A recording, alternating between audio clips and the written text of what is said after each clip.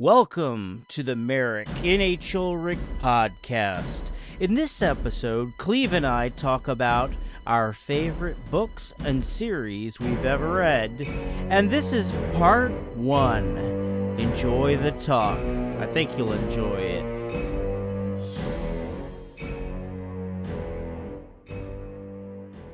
All right, it's been a while since we've done this, Cleve. How are you, man? I am doing well. That's great. I'm doing okay. I've got a lot of projects going right now, but none of them are near completion, so that's crazy. I got working on a BattleTech free book for BattleTech. It's going to be like a fan fiction and Ultimate Fantasy 2, and then a John Price book 7. And there's something else I'm working on, but I can't remember right now. But I already said Ultimate Fantasy 2, yeah. And the audiobook for Ultimate Fantasy, but kind of got behind on a few things. So what you been working on lately, Cleve?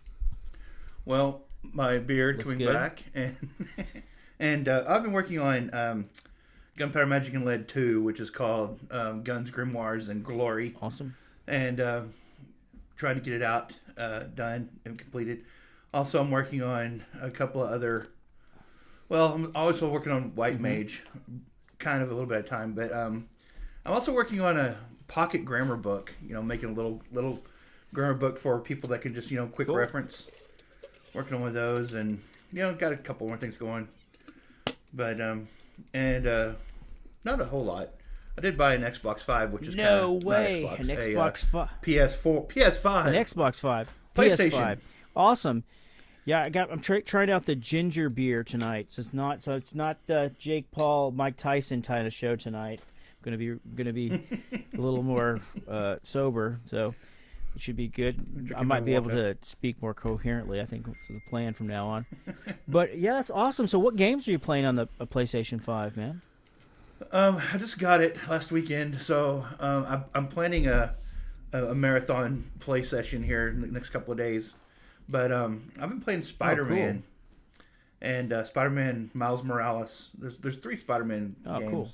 Also been playing. I bought because I got all the stuff on Black Friday and Cyber Monday. So I got Red Dead Redemption 2 for like $20. That's the game I was going to ask you about. That's the game I want to see. That's got to be great because the graphics for Red Dead Redemption in its time were so good. I can't imagine what they look like now on a PS5. Yeah, and they're having a 30th anniversary of PlayStation. Can't believe it's already 30 so years. They have a lot of stuff on. Yeah, so they have a lot of stuff on sale right now through that, and they have Red Dead Redemption and Red Dead Redemption 2 as a bundle for pretty cheap. But I only have 2. Oh wow, cool. But yeah, it's pretty good. I haven't played it very very much into it. That looks like an expansive game. If it's like the first one, it seems like it's going to be like really whatchamacallit. I've heard really good things. that seems like it would be like really whatchamacallit. I can't think of what do you call it? It would be like so involved. Like the other one had so many side plots and immersive. That's the word I was looking for. Immersive, yes. But that's cool. I've downloaded a couple more games like God of War and a couple other things I want to try out. Oh, I did Grand Theft Auto 5, kind of looking at it and stuff, running around with it. And so I've kind of done a smattering here and there, but I'm kind of only using it as like a reward for getting stuff done. Otherwise, I'll never get my writing done. So if I write a certain amount, then I can play. It's my own imposed, well, you got to have rewards for stuff, or else you don't get, give you a motivation to keep going and stuff. I was just talking to my girlfriend about that. If we don't, reward ourselves for working hard, it's like kind of after a while you burn yourself out a little bit. I think.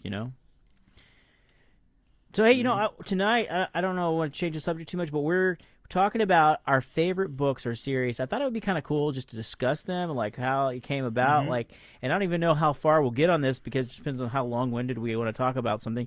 And so we haven't talked about this beforehand. We haven't rehearsed this or whatever. So we may have some overlap, but probably be talking about all kinds of different books.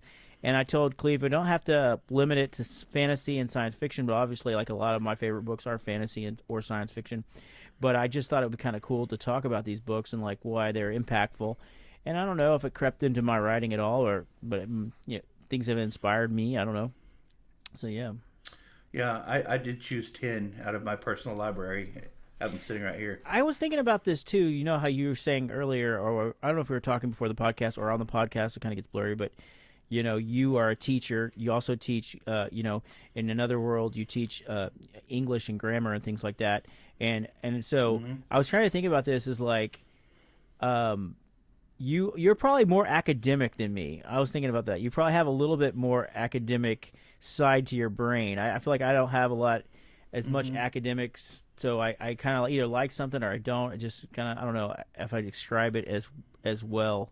So, but you are kind of and I guess academia, or the word academic, what is it? I think I'm going to butcher this, but I think it means like learning for the sake of learning or something like that.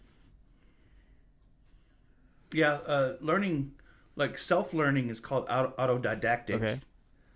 That's when you're like you learn stuff on your own, like probably what you're doing yourself. Like if you read books to learn on your own, it's called auto is Greek for self, so autodidactic is learning yourself.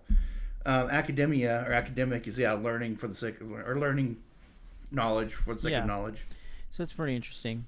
But I was just thinking when I made this list, I don't know like how you probably, what I was thinking about is you're probably a more prolific reader than me. I bet you are, because I feel like there's so much stuff I want to read. If you're talking about classics, probably, because I've had to read a lot of those for my degrees. I have a master's degree in English. So. But anyways, the first book on my list probably be no surprise to you. Okay, this is like ancient history.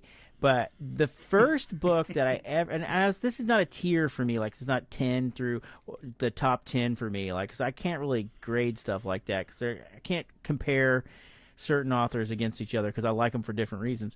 But this was the first fantasy book I ever read, and to me it's very heartfelt. It's The Hobbit from The Lord of the Rings.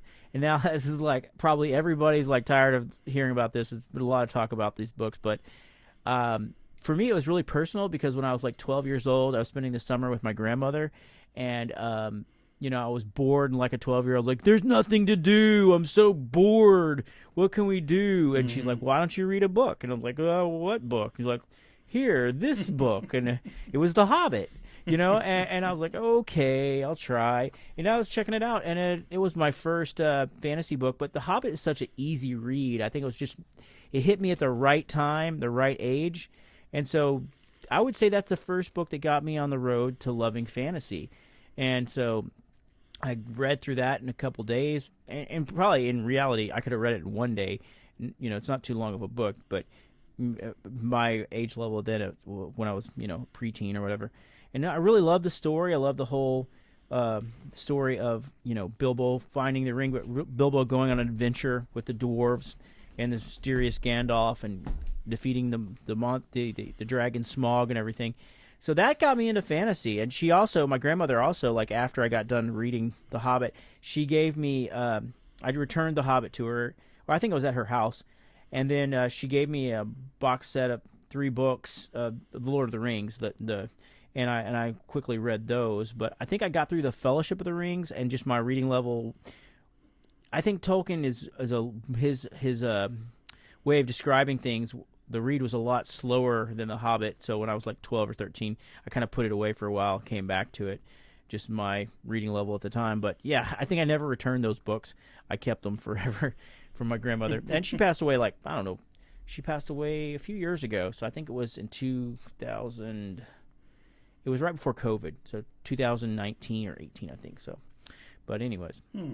But yeah, that's my first favorite book. It was The Hobbit, and I would just throw The Hobbit and The Lord of the Rings, and so that's the grandfather of fantasy. So it's probably not like anything real surprising there.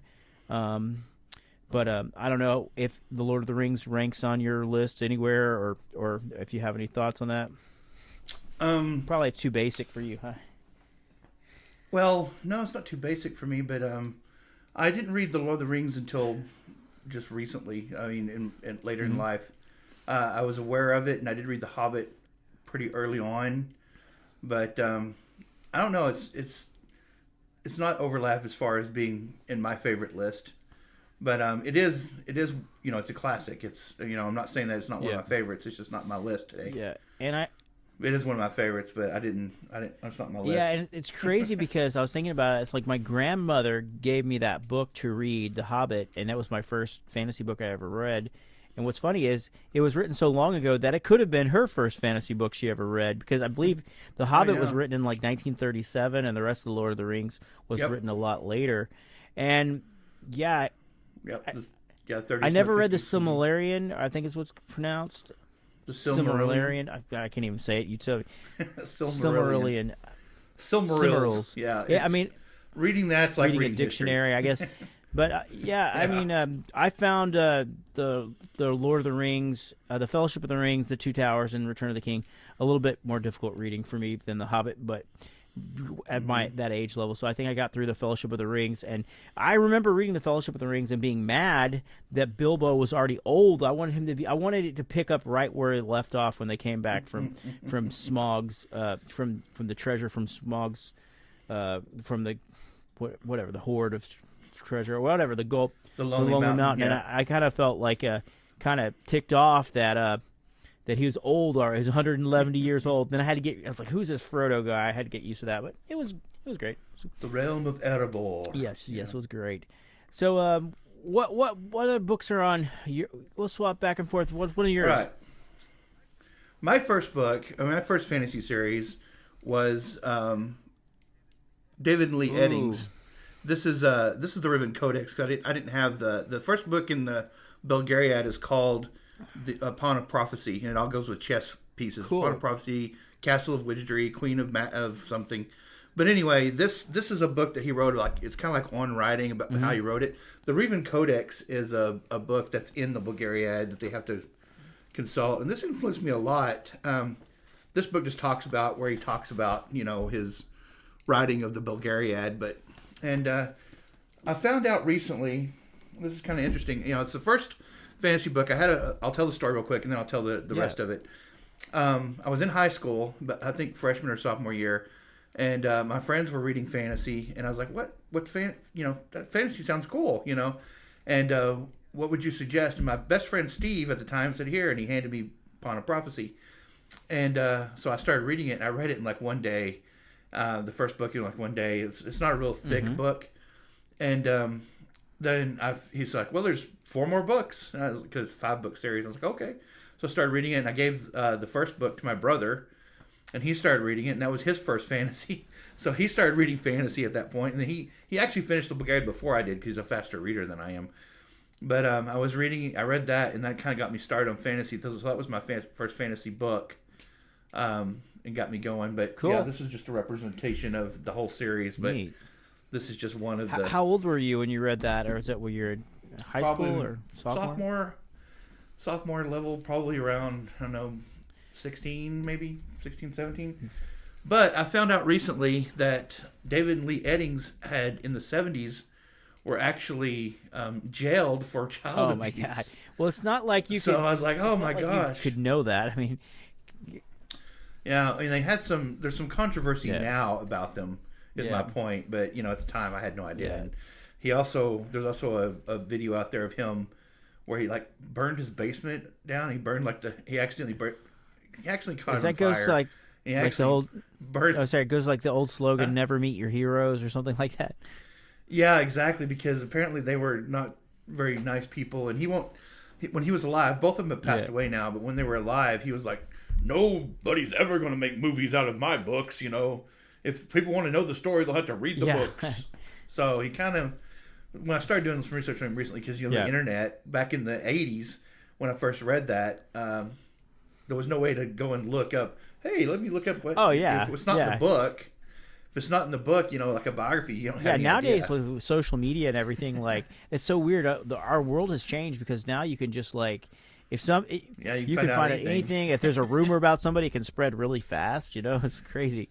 Yeah, so I came across that, and I was like, the only reason I didn't know that in the 80s because there was no way to know that, but unless you live locally or something. But yeah, so Never Meet Your Heroes kind of thing works with that. But it's still, I like the series still. It's really simplistic. I mean, all the people of all the lands basically are the same people. And what I mean by that is, if they have like a horse, like the horse people, like that's like the Alorns, and they're all horse people, or there's no diversity as far as culture. Small, big people, small people, different personalities. They're like the Draznians are just all spies. There's no I guess there'd have to be like a blacksmith, and when I say diversity, I mean like jobs they all and do the same thing. Personalities and stuff. Like the Murgos all have like a scar on their face. Every single person in the whole. It makes you wonder too, like if dwarves all they do is mine. Well, who does all the baking and the? I don't know, like who's the farmers or the dwarves? All they seem to care about is mining. Well, it's kind of like the Klingons. They're all warlike and, on the ship. Well, don't they have scientists? Doctors? They'd have to. He's dead. Let him go. That would be funny. Like the Klingons would probably like die from infection because nobody's like, oh, if he lives, he lives. Well, I've read books where like they upgrade their teleporters a lot quicker and stuff like that. It's like, unless they stole the technology, who invented it? Right. They have to have like scientists, great minds and scientists and stuff. So I don't know. That's really interesting. I was just made me think of another book that's on my list, but since they're not in order, I guess I can go out of order. Another author I want to say. Let me see if I have this right here, back here. I think I have a book of his. Another, it's right here. If I can reach for it on my stack here, it's out of the way. Ari Salvador. I know he's not. I got these from Half Price Books, as you can see. I haven't taken the sticker off. I love Half Price Books. And I really enjoyed the first book that I enjoyed. I think it was his first book. I'm not sure. I think it's called The Crystal Shard, and it's I believe that one of Ari Salvador's top characters is the Drow, is the Dark Elf, the Dark Elves. He's Drizzt Do'Urden, I believe is his name. If I said it right, that's the main character in the Dark Elf series. And what happened to, if I'm understanding the story correctly, like I read The Crystal Shard, and it's basically, I guess you could read these things to go along with Dungeons and Dragons, because the Forgotten Realm is a setting in Dungeons and Dragons, so it's kind of cool, So if you get into that gaming, but I remember reading The Crystal Shard and just really getting into it, and the character of Drizzt Do'Urden is a dark elf, and I remember the story. I've listened to some interviews by Ari Salvador. I didn't know this at the time, but he went to his publishers and they said, they had to take a character out of the story for some reason, and they wanted him to create a new character to fill it in or whatever. He felt like he needed another, and so they added Drizzt Do'Urden like in the second draft, and he rewrote it. So, and then it kind of came along. I might be messing up a little bit, but no, Drizzt Do'Urden was just an extra character that he put in the book that was. It's vital to the story. I think it came alive, really, with Drizzt Do'Urden. He's kind of a hero, but yet he's an outcast. And so he had to write a backstory or he decided to write a backstory. So there's several books. The Homeland, there's Exile and Sojourn, and shows the backstory to Drizzt Do'Urden. And the Crystal Shards are like the Icewind Dale trilogy, and it's set like in the... And it's funny because... I guess whenever they were doing Forgotten Realms and he got to be an author for Forgotten Realms, another cool thing too, I'm kind of going all over the place, but I heard Ari Salvador say that Salvatore, I'm saying, or Salvatore, not Salvador, he said that his first experience with fantasy was The Lord of the Rings too, and it just happens to be an old book, so a lot of people have probably read it. But during that time when he got the opportunity to write for Forgotten Realms, it was pretty new. And so they had to give him. He said, "I want a piece of land that has no backstory or anything." And they just said, "Well, pick a map somewhere on the map that doesn't have anything." And it was just the Icewind Dales way out in the boonies in the Northland or whatever. So he kind of created the story about this land and everything. It's a really cool story. I really love it. But I guess a lot of this, I guess it gave me like a, what do you call it? Like when you have like a. When you're young and you have like, I still was in my teens, I think, when I read those books, and I think when you're young, you have a propensity for just imagination and just like acceptance, I guess. None of the things in the book were too like, I mean, I guess because it was one of my first fantasy books that I read, it was it all came alive to me. Like it just seemed, it really got me excited about fantasy, and the characters all had different, you had a dwarf and you had a human barbarian and you had a female human and a dark elf, and then they're fighting against evil wizards and all kinds of giants and monsters. That's how it was with Bulgaria. Yeah. It's very kind of like simple in a way we consider now because it's just real like basic high fantasy, you know. And I just enjoyed it so much. And you have, and it, just like in Dungeons and Dragons, you have an odd group of characters coming together. They all have different personalities, different like lore behind them, or what they believe is good or bad and stuff like that. And but it's funny because like a few years ago when I got into writing, you know, I thought, you know what, I want to revisit R.A. Salvatore's work, and you know, because I really loved it as a teenager, and I wondered if it would be as good as was when I first read it. Of course, you know, when you're a teenager, you know, your IQ and everything is a lot different, you know. So I did. I went back to it, and really what I got out of it was it's a lot of the stories compared to now more modern stories, I think have a lot more grim darkness to them, a little bit more edgier stuff. So what I got from the story was, even though this is supposed to be a dark tale, you know, of the dark elf and the drow are so evil, I felt like there was a certain innocence to the writing, you know. And Drizzt Do'Urden is such a good character. He's trying to fight against his evil heritage, that because they believe in like sacrificing people to this demon goddess, and they feel like inflicting pain on others is a way of being that's supposed to be good for their people that serves their god, you know. So, but reading it, so I felt like reading for the second time or whatever really gave me a different perspective, and I really did like the writing. It was very entertaining without being sexual or without being really gruesomely violent. Even though like there's some battle scenes and some torture scenes, it's not so gruesome that a teenage boy couldn't read it and you wouldn't be like, that's okay. You know what I'm saying? Yeah, that's why with my epic fantasy that I wrote, that's 6 books long. That's why I put in there it's 80s 90s fantasy, because it's that innocent, it's that kind of fantasy. It's not like the modern grimdark stuff like you're talking about. It's more like the Vulgariad and like the Forgotten Realms and Dragonlance, which is another I didn't put on my list, but Dragonlance is a huge influence on my writing. So, but all those, I understand exactly what you're saying. But I really enjoyed it, and I still would like to go back and read the Icewind Dale stories again. I think I got recently. I think I left off on.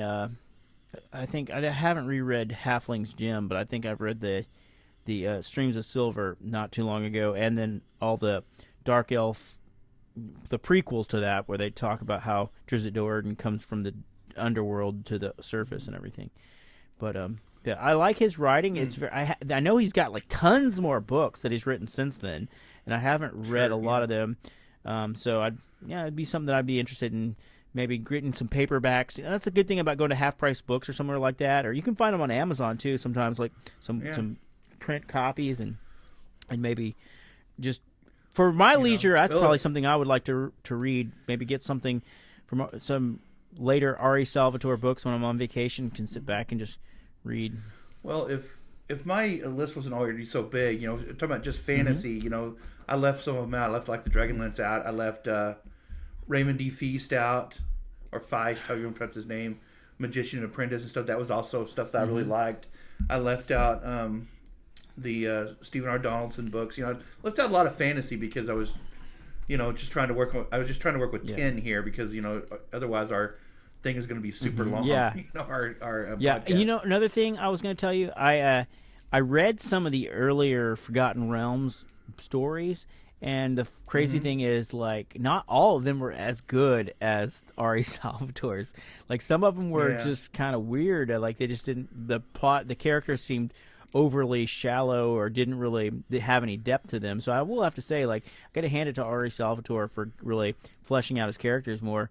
There was one book that I read that I was seriously disappointed in, and it was in that same vibe of that setting, Forgotten Realms. It was Baldur's Gate. They made a great video game out of it, but Baldur's Gate, the book, is terrible. It is, like, so terrible.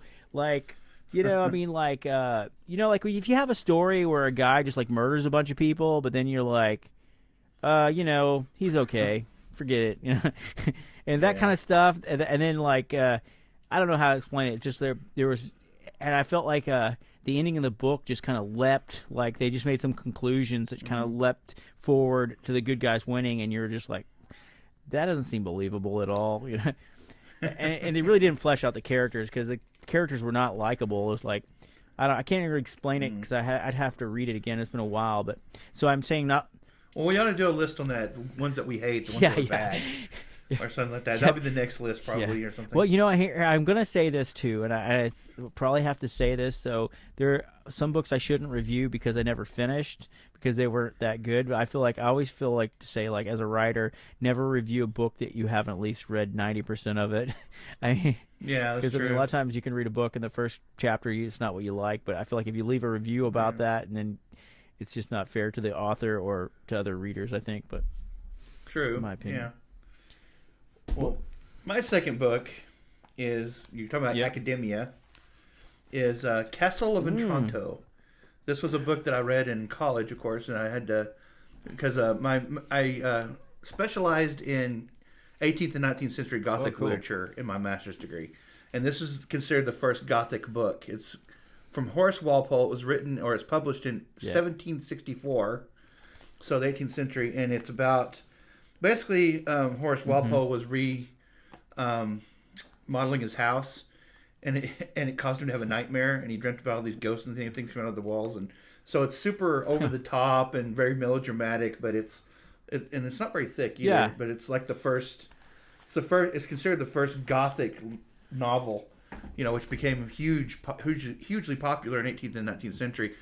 But it's really melodramatic. It's like women seeing, it's like, oh no, a ghost, and they faint and stuff, and you know, so it's really as far as I guess in a way it's probably stupid or kind of goofy, but I don't know if you can see this on camera or not, but I of course notated and did a bunch of stuff in college and filled it out and really went over it. But and it's pretty good. It's the first Gothic novel. Cool. So. I think that's awesome. And you know, there's some books you like for different reasons. So it's okay. It's like, it doesn't have to be a super long book or something like that. But yeah, there's a bunch of different books you like for different reasons. So that's interesting. You know, maybe what you can do too, if you don't mind, Cleve, is like when we get this podcast out, you should put a link in the comment to the list of all your books that we mentioned on here. Yeah. Because that would be cool. Yeah. So my next book that I have is not a fantasy. Is one of the few that are not fantasy or science fiction. Let me see if I grab it here. This book. Let me see. This was one of the first books. I read it. I also read it when I was younger. It's Taipan by James Clavell, and I love this book because it's like, it's not really fantasy, but some elements of it is kind of like fantasy because it's a historical novel set in China in, I believe, I guess it was like the turn of the century, like 1890 or something like that.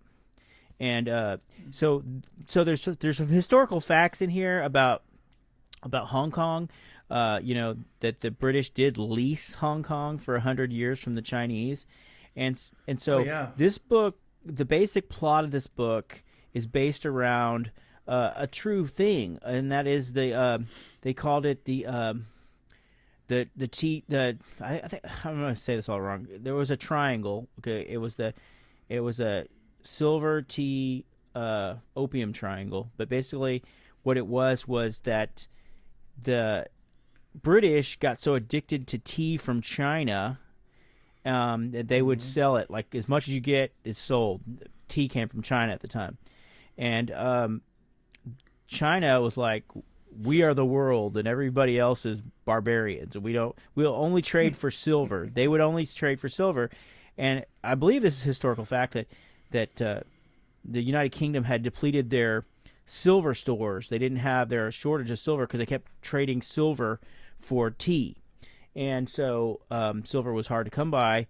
And so what they would do is, this is funny, they had opium was illegal in China, but there's a bunch of people who were addicted to opium. These opium dens there. So they'd go to India and trade for opium, sell it back to the Chinese kind of illegally for silver, and then use the silver to buy tea.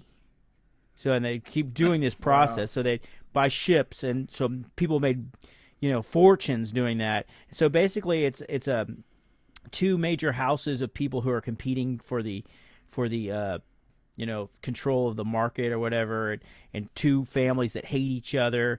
One guy, and it's really, they create this real crazy character. I'm sorry if I'm talking too long about the book, but no. I was looking at my clock. But it's based around this family, the Struans, and the main protagonist is Dirk Struan, and he's kind of a pirate in a sense, and they call him the Green-Eyed Devil. But he's kind of like the better of two evils. Like there's another guy who's kind of a pirate, but he's more abusive and evil, and so Dirk Struan used to be a undershipman of Tyler Gornth, and he whipped him or something like that, and he never forgave him. So they have this feud, and it's just a lot. So it has a bunch of dynamics of different families hating each other and plotting against each other. A lot of plotting, and it's set in the 200 years ago. So like people were dying of like get a letter like, by the way, your wife died. And your baby kid died too because they got the typhoid, and you're like, oh, that happened 6 months ago. I'm just getting the letter, and that kind of stuff. But it was just a really. There's another side to this too. I'm probably talking really too slow to describe the book, but this book was very graphic too. So it was kind of something I like to look, because it has a kind of a harem fantasy going back to the John Price stuff that I wrote. But this is a very crazy book because it was. Probably as a young teenager too, like a young teenage boy, or in my 17, 16, I thought this was pretty wild, because in China they had a lot of concubines and a lot of different kind of relationships, and they had a lot of stuff going on, a lot of like risque stuff, and it might in that. But they also had some really cool lore and stuff, and some battles, some sword fight. I mean, I guess in a way it's kind of swashbuckling, except for it's with high stake business and a seedy underbelly of Hong Kong, and just the whole cultural difference. I love culture too, like just how the Chinese people would see something as an insult, or everything had to be about face and about like gaining respect and how they're treated, and then anyways, there's a lot of lore in this book. And it's actually a pretty good sized novel, so I really enjoyed it. And I think this is the first edition, because I was looking it up, and this book that I have, the copy that I have, I don't know how you can tell if it's the first edition, because it just says copyright 1966, and I don't see any others, and that's the year that the book came out. So I don't know if that means it's the first. Does it have a bunch of string of numbers like 1, 2, 3, 4, 5, 6, 7, 8, 9, 10 down at the bottom of that copyright page? No, nothing. That's how you can tell what edition it is. It has no numbers. Yeah, I mean, I don't know if you Okay. can see this, but this is all it has. Oh, wow. Yeah. Anyways, I think this one had a book cover, and I lost it. So, like a paper cover. But yeah, I don't see any like editions in here. So, but James Clavell also was the guy who did. I don't know if you're familiar with Shogun, and he did Shogun, absolutely. And there's the movie miniseries they have out on that. And this was made into a really bad movie by that had the guy. Who's that guy who played? I forgot his name, but he was on the King Solomon's Mines. Was that act? Richard Chamberlain? He was in a terrible version of this. I mean, it's just a. He was in the original Shogun too. Yes, he was in that one. That one wasn't too bad. But, or maybe I'm getting confused. No, the actor who played the character was not him in Taipan. He was in Shogun.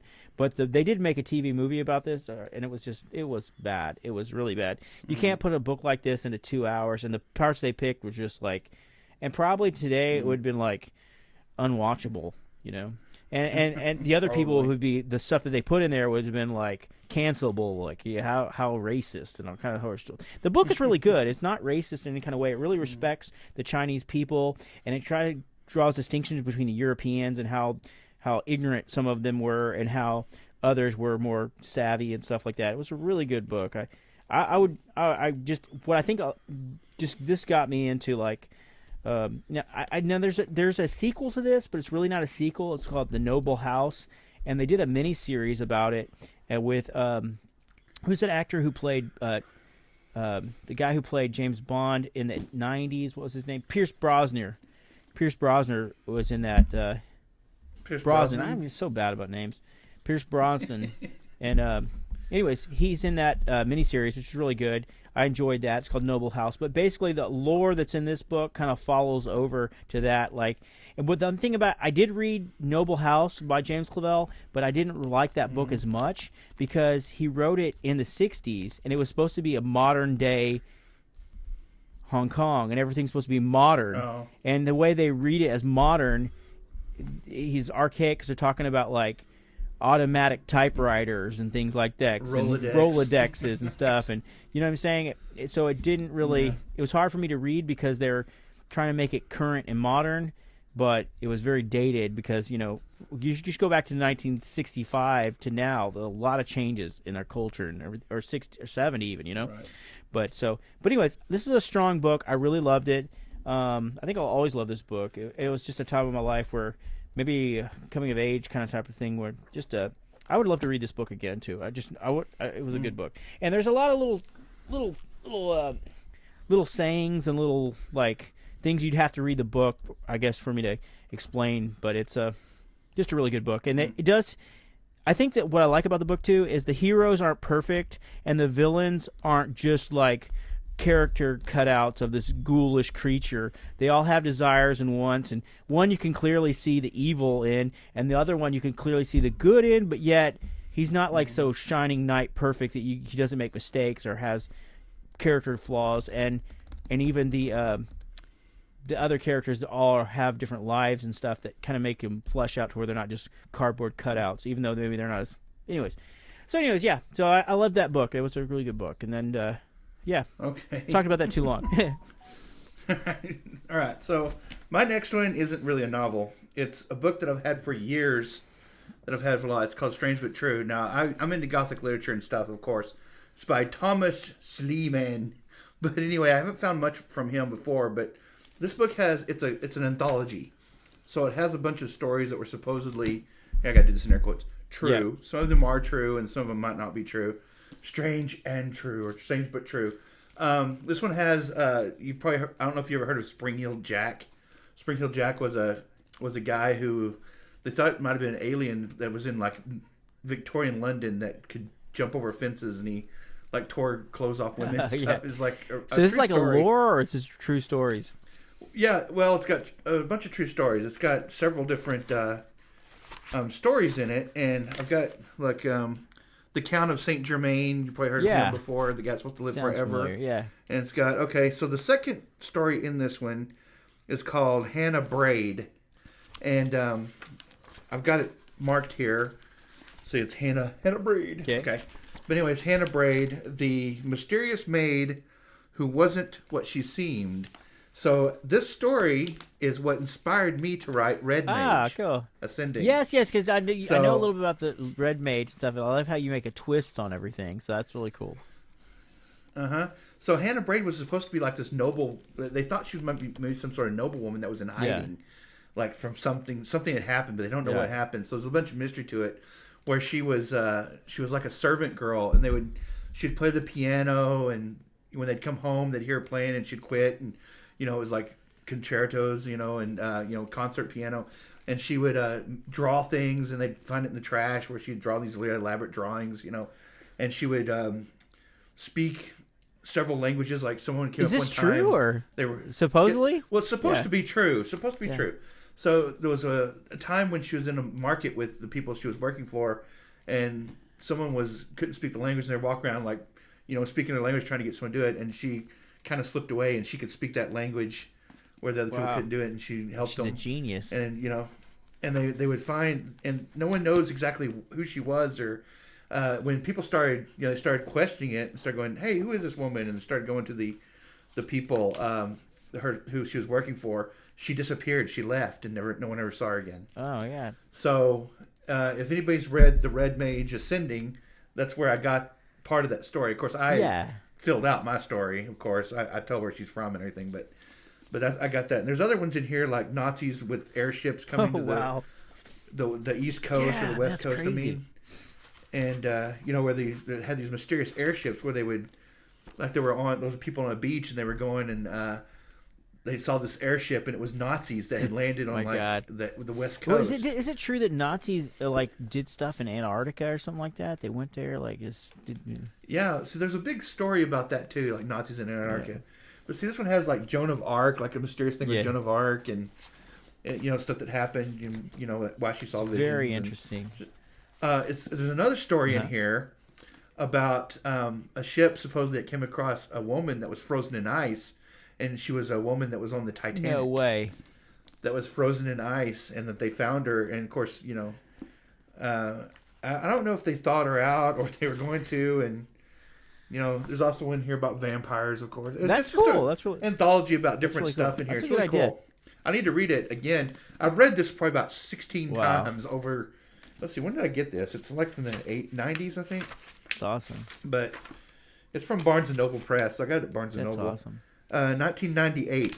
So I've read this book many times, all the stories in it. I need to read it again because there's some stuff in here I've forgotten.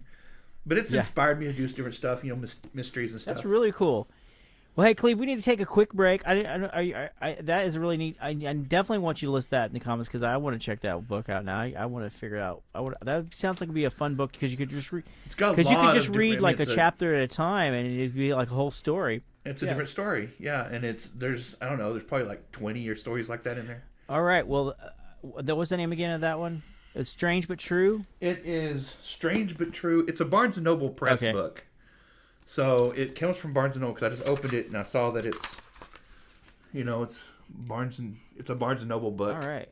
So you can probably find it at Sounds Barnes & good. Noble. We'll definitely check that out. All right. Strange But True. Mysterious and Bizarre People. I love it. It sounds very interesting. All right, we're going to take a quick break, and we'll come right back, and we're going to continue talking about our favorite books or series that we've read. That's Merick and Cleve. Merick, Ulrik, and Cleve Bourbon's favorite books. All right, be right back. Have you read The War Drums of Canth by Merick and H. Ulrik? A high fantasy dwarven military fantasy. The War Drums of Canth. It's long been known that the Viclogs are the last stand of freedom in the land of Delantia, and the treachery of the Blood Queen. The dwarves settled the land long before she rose to power, but they were not the first inhabitants of the Viclogs. Orcians, trolls, kobolds, and even fouler creatures ruled the land. Only a dwarf would be obstinate enough to persist amongst such dangers. Now they face their greatest danger of all. Will they unite or perish?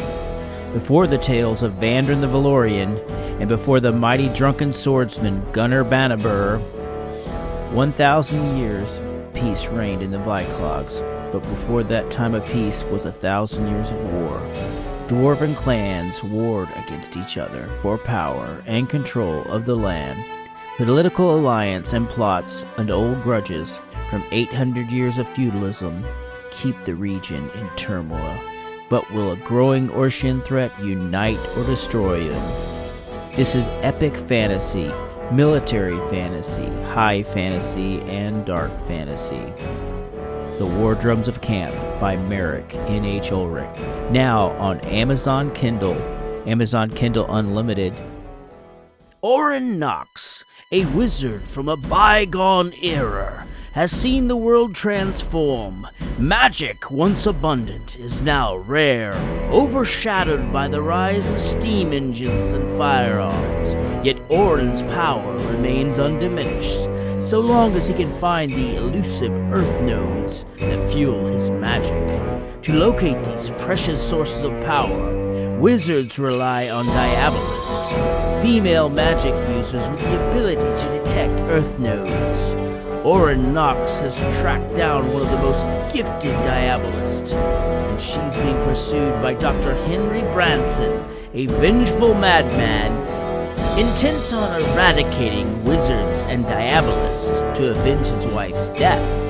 With the diabolist's life in peril, Oren, along with his trusted friend, Tobias Kane, must protect her from Branson's relentless pursuit. At the same time, Oren races against the clock to find the Earth nodes he desperately needs.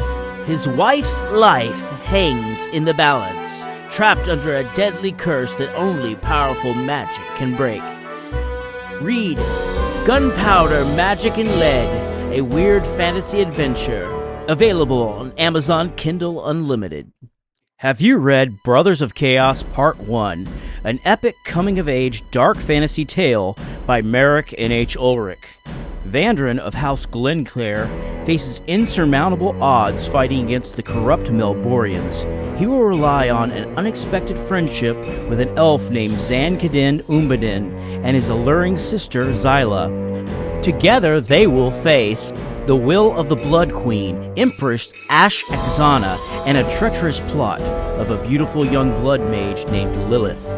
This series is epic fantasy, sword and sorcery, mild dark fantasy with some adult situations. You may find it on Amazon Kindle Unlimited, audiobooks with Audible, and you can buy the whole series in print. Brothers of Chaos by Merick and H. Ulrik. And we're back. And before we go into our favorite books, this one is like an honorable mention, okay? This is not an official book, but I caught this. We picked this book up at like a flea market or something like that. It was like one of these places where they had bins from Amazon and people are sorting through them, and it's like 10 cents and stuff. And I got this book. And let me tell you, this is an honorable mention. Check it out. It's the official sex manual. I gotta tell you, like, this thing's so helpful. I tell you what, let's check out this one here. It talks about the whole stages of sex in this book, and this is phase 6, Laverous play. The female partner's Virginia is in many splendored thing. After you have found it, begin to explore it for most responsive part. The Laverous. It's just like, anyway, the Laverous is a tiny football-shaped object located near the menorah, just above the Ponmander tubes. It becomes erect and hard like a male partner's primus when it is stimulated correctly, though you have to find your partner's Laverous. Now that you find your partner's Laverous, what do you do with it? Don't panic. You can amuse her when she asks you if you have found her Laverous by saying, "I didn't know it was missing." But get back to foreplay immediately. You are now ready for phase 6 Laverous play. Anyways, this tons of great educational stuff all throughout this book, like these diagrams here to help you really understand the female anatomy. I don't know if you can see that. So it's really, really good. Like, it'd be great to give to somebody who's trying to learn about stuff.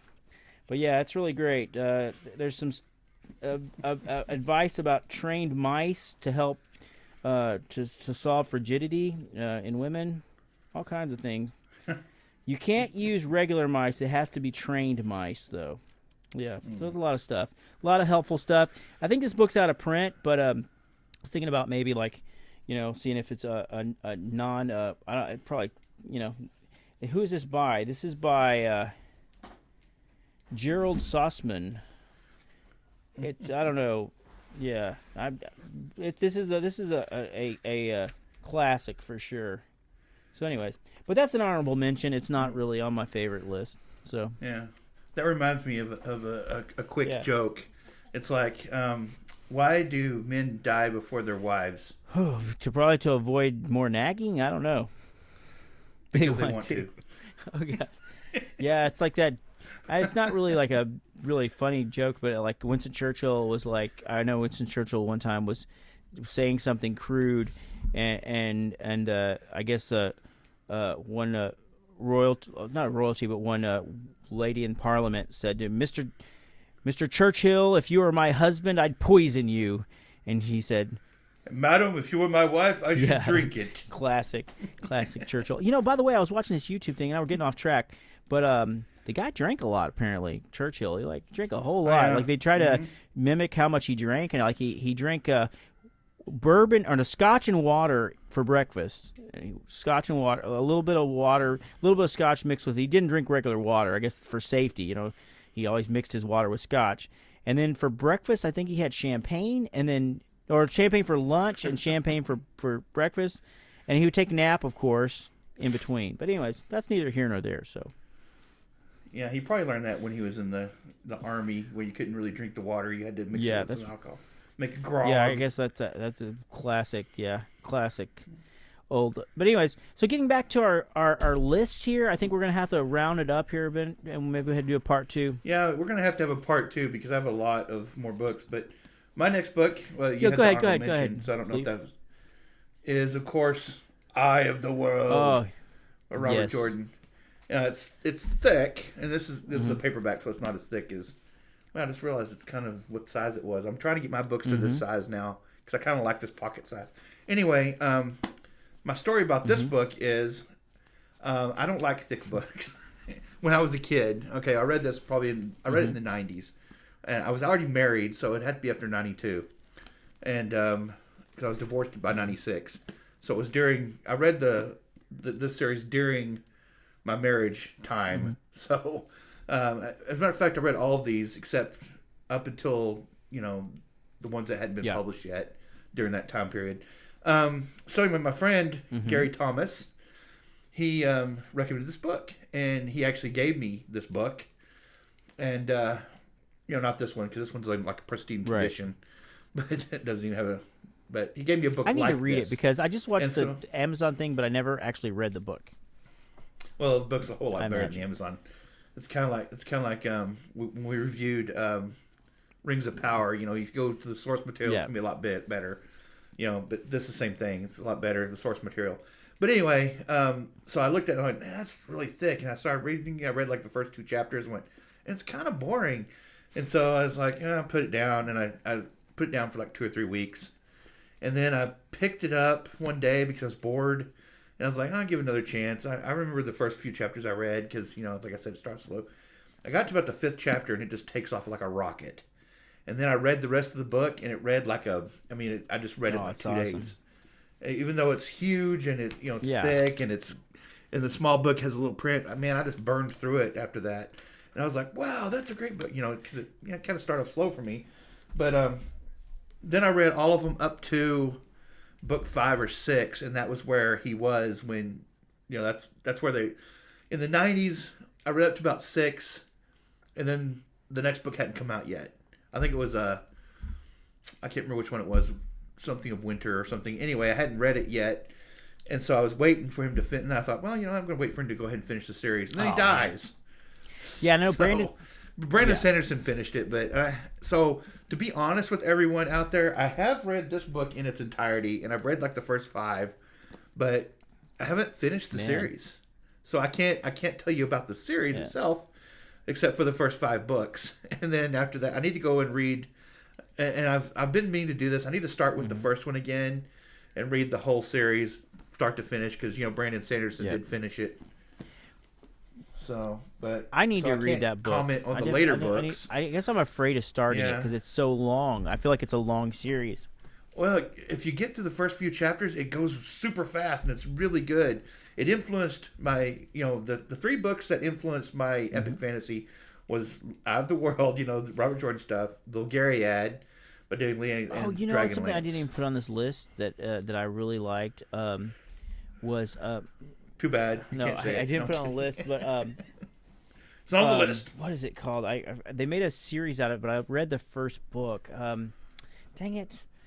You're probably thinking of Sword of Dragon. Truth. It's not Dragon. It's I forget. I'll think of it later. But it's written by a Polish author. I'm trying to think of the guy's name. Can't think of it right now. Oh, Paulini? Yeah, probably the guy who did the Bazinga and no, I'm not sure. Christopher Paulini. I'll remember later. Not. But since you mentioned that, I was one of the on the list is a Stormlight Archive by Brandon Sanderson. But actually, I haven't finished it. So I would just say I have read Way of Kings, Words of Radiance, and Oathbringer, and I'm on Rhythm of War, but I haven't finished it. And he is one of the, I don't know if he's the GOAT of our time, but his world building was just like when I read Way of Kings really like blew me away with the storytelling, and then you're dealing with fantasy, but it's not like the basic fantasy or like the Tolkien fantasy, because it's kind of like inventing stuff that even Tolkien didn't put in his books, like the different. Well, anyways, was always really good about his magic systems. Yes. But is this your next? Yeah, book, I'll say that The Way of Kings is like one of my favorite books, and and Words of Radiance and Oathbringer.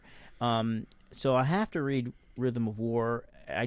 The thing is, Brandon Sanderson is like, he writes these epic tomes that are really long. So sometimes I kind of like, I got so much of, all the, what they have these, what do they call them? They're not light warriors, but these people who, I forgot what they call that, where they take in the stormlight and they can, because they have these epic storms where you have to be inside because they're just wash everything away. All the buildings have to be made out of stone and stuff to withstand these storms and stuff. But these heroes who are in this book become heroes can summon. They funnel that. I forgot what you call that. That magic power, the essence or whatever. But the cool thing about The Way of Kings, I don't want to ruin it for anybody, but like. The main characters are really cool. You have Dalinor, and you have. Well, maybe I should have talked more about the characters and stuff. I just kind of went over. Yeah, we can go back to it if you want to, but so he's one of my favorite authors, and but so. Randall Dalinor is like he does female characters really well too. They have Shallan, who's like a scholar who's hiding. Magic abilities, and then Dalinor is like they call him. I'm gonna mess it all up, but he's like a warlord from the past who's like been protecting the king, and then the king dies, and the king's son becomes king, which is not. He doesn't really have the leadership ability, and that's his nephew, and so he's kind of like trying to help him be a good ruler, but at the same time like they're facing a terrible war that's coming on that they keep going, kind of like they're prolonging this war that goes on forever. Spoiler alert. But there's a reason behind the war, that they're enriching themselves from it and everything, and anyways, lots of stuff happened, and then that evil is coming back, that's coming back to that the war that they're fighting is really kind of like a not important anymore, because there's an evil growing that's coming to take over and everything, and he sees visions, and the evil's coming back. That's a he sees these visions, and people think he's going. His family kind of thinks he might be going crazy because basically he's seeing visions, but he's actually seeing the future. And so, anyways, you have to see it. I don't want to go any too further, but he just builds this world that's very vivid and kind of unique and has all different kinds of quadrants. And I do believe like this universe that he's built, like I haven't even read some of his other books that he's written in the Stormlight Archive, because it contains like certain different worlds and stuff. Like I forgot what the name of that series was that came before this that he wrote, that was very popular, but I haven't even read that one. Mistborn. I haven't read Mistborn. Have you? Or I started it, but I didn't get very far into it. I need to go back. I just don't have time nowadays to read that much. I know. It's a challenge. I need to read more. Talking about David Eddings, which was my first book, he always talked about not reading in the genre because he didn't want to be influenced by it. But it's too late. I've already read the genre. And some of the other books I was going to talk about are not fantasy or science fiction. We can talk about it another time. Well, I've got we've gone through. I think historical fiction and Gothic literature. So we're still going to have to. I've still got like 6 more to go. Absolutely. So we'll have to do a part 2. So I totally, if you are looking for an epic fantasy author to read, I'd totally recommend Brandon Sanderson. And also, I listened to a lot of his lectures and stuff too. I feel like he was very helpful.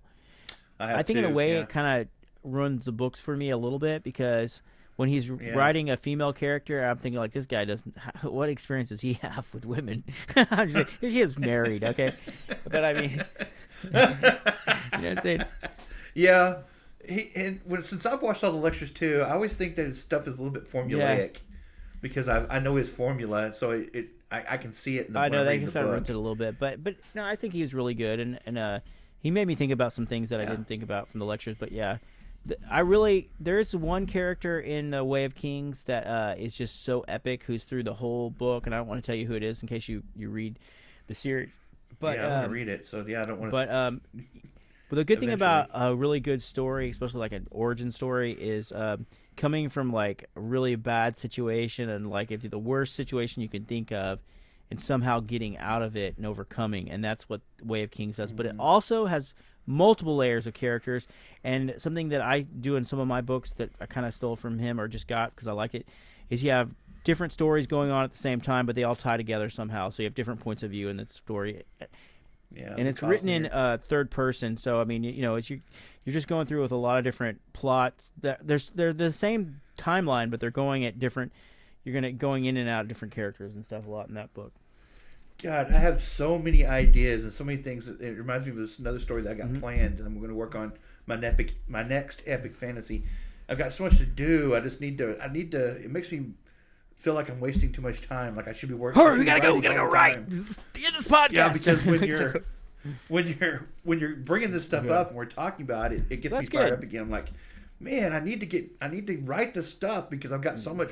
I have no shortage of projects on the horizon. I mean, I've got like probably 20, 30 books planned, outlined. So, and I end up, watching The Sopranos or something for hours. I started watching YouTube where these guys restore cars and stuff, and some of these videos are like 3 hours long, and I'm just like, why am I watching them restore a car for 3 hours? Or they're I watch Vice Grip Garage a lot. I was watching before this podcast. It was like a 2 hour thing where he's reviving a truck and driving it 1,000 miles. It's like, why am I watching? It's just a good time waster, but I mean, it's entertaining. I mean, you got to veg out sometimes. It's just not all the time. That's the problem with me is like, you're like, I plan to do this, but then I got to watch this next video. Yeah, and I set myself time limits, and then I, deadlines, and then I almost never can get to them. It's like, I don't know what stops me from writing. Well, I just kind of just don't do it, and so I need to be digressing a little bit. I'd love to talk about quit digressing. Gripe a little bit about ACX again. I noticed now ACX. I still have some books that I'm working on with ACX I haven't finished. The Wolf Rider is being finished, and Ultimate Fantasy is being finished. But I noticed that I got accepted to the ACX Beta AI replication audio, so like they can replicate my voice, and so I can turn some of my other books into AI. But I kind of feel like, I mean, as much as that might be helpful for me to put out a book less expensively, like I won't have to hire a narrator to do it and all that, but in a way, I kind of feel like we're losing something of the artist form of narration, because I do feel like it's an art form, unlike writing a book, narrating a book. Like, cause some of the Brothers of Chaos Part 2 is about to be released. It's not out yet, and Ryan Oliver Jones does such a good job narrating it. It's so entertaining. It's as equally entertaining as the book in its own way. I can't wait for, as soon as that one gets out, I'm going to send you a free link to both Brothers of Chaos Part 1 and Part 2, but I'd rather you listen to them both at the same time, or, in a reasonable time, because Brothers of Chaos Part 1 ends abruptly, and then Brothers of Chaos Part 2 kind of picks it up. But, so, what's sad, and I've talked to Ryan about this, is that, it's like, he can put a really good art into the production of this, but, like, if nobody picks it up, I mean, it's just going to sell 1 or 2 copies a month or something like that, and it's not really cost effective for me to hire hundreds of dollars to hire a narrator, or, and you're splitting royalties if you're doing a royalty spirit. They're not making a lot of money either way, and so it is what it is, Right. I mean, like, indie publishers, in some ways, are a better deal than trad publishers, but it seems like I feel like there's something really going on weird with audiobooks. And the other thing is they've been doing 99-cent sales for like the last 2 months. I'm like, when are they going to end that? But I don't know if they're trying to pick up new subscribers or what. So anyway, so I'm always griping about ACX, and but the flip side is some of my books are on Audible, so y'all can check them out there, but is what it is. So I know you do the AI audio books on some of yours. Have you got some of them already done? Are you still working on some? I've got the first book of the epic fantasy done, and I've got the first book of Red Mage done, but I haven't really done anything else since then. Because with fantasy, when you're doing AI, you have to be real careful about pronunciation. Yep. So you can't just say, click a button and push it up. You got to listen to the whole thing. You got to make sure you get correct it. And because it'll do it, and you can push a button and the whole thing's AI now. But if you listen to it, you'll get, like, I have a character named Nanedon, and it pronounced it Nanadon. Yeah. When it comes across Nanadon, and it's like that's not even close. And or I have like my the mountain where my gods live is called Mount Venifere, but it's spelled like Venifire. And so it'll pronounce it Venifire, and it's Venifere. Yeah, that's one of those things. That's like, So you have to go in, and every little thing that you've written that's changed, you can train it. I mean, you can type it in to do it phonetically, so that you can listen to it over and over until you get the right pronunciation. Yeah, but that takes time. It almost takes as much time as writing the book to go through and listen to every. And that's one more thing it can take away from writing time. Like we're talking about. Right. So yeah, so I've done 2, but that's all I've gotten so far.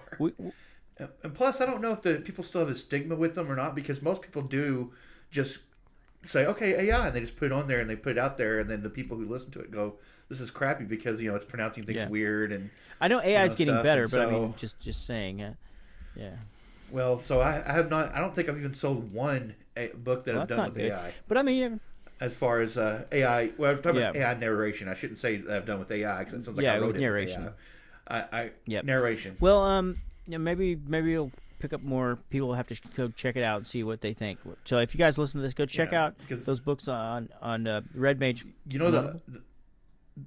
It's on Audible. Yeah, but the other thing that I was going to say is because you listen to YouTube's shorts and stuff where they have the AI voice doing it, and they mispronounce everything. They mispronounce simple things like there was one where it was talking about the lead character, and so this is the lead character. Yeah, the lead character. And stuff like that. And but if anybody wants to listen to mine, like Red Mage or The Harrowing Path, I went through and changed all the pronunciation, so it's all correct.